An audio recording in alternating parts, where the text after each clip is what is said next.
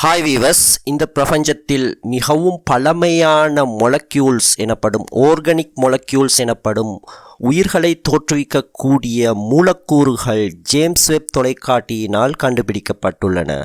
சுமார் 12 பில்லியன் ஒளியாண்டுகள் தொலைவில் அமைந்துள்ள ஒரு கெலக்சியிலேயே இவ்வாறான மொலக்யூல்ஸ் இருப்பது இந்த ஜேம்ஸ் வெப் தொலைக்காட்டியினால் அண்மையில் கண்டுபிடிக்கப்பட்டுள்ளது. இதுதான் ஒரு ரெக்கார்டாக இருக்கின்றது. அதாவது இந்த யூனிவர்ஸில் மொலக்யூல்ஸ் எனப்படும் கார்பனை அடியொட்டிய ஹைட்ரோ கார்பன்கள் கண்டுபிடிக்கப்படுவது மிகவும் அரிதான மற்றும் கடினமான நிகழ்வாக இருக்கின்றது. என்றாலும் இவ்வாறு சேலஞ்சஸ் இருந்த போதிலும் அதனையும் தாண்டி இந்த யூனிவர்ஸின் முழு அந்த ஏஜ், அதாவது வயது 10% மட்டுமே இருந்த வேளையில் சுமார் 12 பில்லியன் ஒளியாண்டுகள் தொலைவில் அமைந்துள்ள ஒரு கெலக்சியில் இவ்வாறான ஹைட்ரோ கார்பன் மொலக்யூல்ஸ்கள் இருப்பதை டிடெக்ட் பண்ணியுள்ளது இந்த ஜேம்ஸ் வெப் தொலைக்காட்டி.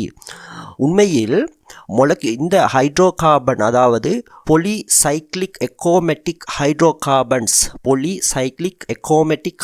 கார்பன்ஸ் என கூறப்படும் இந்த மொலக்யூல்ஸ்கள், அதாவது மூலக்கூறுகள், எமது பூமியில் சாதாரணமாக எரிக்கும் கார்கோல் எனப்படும் பெட்ரோலியம் சார்ந்த பொருட்களிலும் மற்றும் பூமியில் எந்த ஒரு பொருள் எரிந்தாலும் உருவாகும் புகையிலும் காணப்படுகின்றன. இந்த பூமியில் ஏராளமாக இந்த ஹைட்ரோ கார்பன் மொலக்யூல்ஸ்கள் காணப்படுகின்றன. இவ்வாறான மொலக்யூல்ஸ்களை தான் டிடெக்ட் பண்ணி உள்ளது அதி தொலைவில் உள்ள ஒரு கெலக்சியில் இந்த ஜேம்ஸ் வெப் தொலைக்காட்டியானது. இது ஒரு ரெக்கார்ட் பிரேக்கர் என்று கூறலாம். ஏனென்றால் இவ்வாறான மொலக்யூல்ஸ்கள் உருவாவது வாயுக்கள் இணைந்து ஆகும். வாயுக்கள், திண்மங்கள் அல்லது திரவ மூலக்கூறுகள் இணைந்துதான் இவை உருவாகின்றன. அணுக்கள் இணைந்துதான் இந்த மூலக்கூறுகள் உருவாகின்றன. ஹைட்ரஜன் அணுக்களும் ஆக்சிஜன் அணுக்களும் இணைந்தால் நீர் உருவாவது மாதிரி வெவ்வேறு அணுக்கள் இணைந்து வெவ்வேறு மொலக்யூல்ஸ்களை உருவாக்குகின்றன. அவ்வாறாக உருவாகும் ஹைட்ரோ கார்பன்கள் தான் மிகவும் கடினமான, டிடெக்ட் பண்ணுவதற்கு கடினமான மொலக்யூல்ஸ்களாக இருக்கின்றன. என்றாலும் இந்த யூனிவர்ஸில் இவ்வாறான ஹைட்ரோ கார்பன்கள் பறந்து விரிந்துள்ளன. என்ற போதிலும் மிகவும் அதி தொலைவில் உள்ள ஒரு கெலக்சியில் இந்த ஹைட்ரோ கார்பன் டிடெக்ட் பண்ணப்பட்டது மிகவும் ஒரு வரலாற்று சாதனையாகத்தான் கூற வேண்டும். சுமார் பூமியிலிருந்து 12 பில்லியன் ஒளியாண்டுகள் தொலைவில் அமைந்துள்ள கெலக்சியான SPTO 41847 என்ற கெலக்சியில்தான் இந்த ஹைட்ரோ கார்பன் மொலக்யூல்ஸ்கள் டிடெக்ட் பண்ணப்பட்டுள்ளன. மேலும் இவ்வாறான அதி தொலைவில் இருந்து வரும் கெலக்சிகளில் இந்த மொலக்யூல்ஸ்கள் காணப்படுவது இந்த கெலக்சிகளையும் தாண்டி இருக்கும் விண்பொருட்களை ஒரு மெக்னிஃபயர் மாதிரி இந்த கெலக்சிகள் எமக்கு காட்டுவதற்கு ஒரு காரணமாகவும் அமைந்துள்ளன.